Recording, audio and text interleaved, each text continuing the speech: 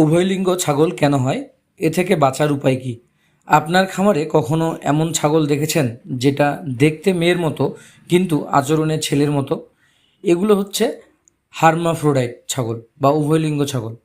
অনেকেই বলতে পারেন হিজড়া বা আপনার তৃতীয় লিঙ্গের। এর সমস্যা হয় যখন দুটি শিংবিহীন ছাগল একসাথে ক্রস করানো হয়, অর্থাৎ পোল্ট ছাগল, যেটাকে আপনারা মুন্ডি বলেন। একই জিন যেটা শিংবিহীনতার জন্য দায়ী, অর্থাৎ আপনার হচ্ছে মুন্ডির জন্য দায়ী, সেটা দুই দিক থেকে আসলে, অর্থাৎ মা এবং বাবার কাছ থেকে আসলে পুরুষ মহিলা উভয়ই বৈশিষ্ট্য আপনার তৈরি হয় বাচ্চার মধ্যে।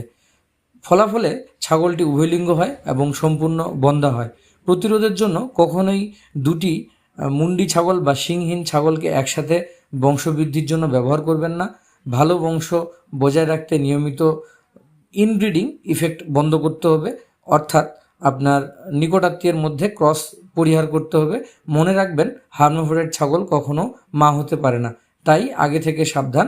আর এ ধরনের সমস্যা দেখা দিলে ছাগলটিকে মোটাতাজাকরণ করে এটা মাংস আকারে বিক্রি করে দিতে পারেন। এটা মা ছাগল হিসেবে তৈরি হবে না। ধন্যবাদ। সতর্ক থাকুন।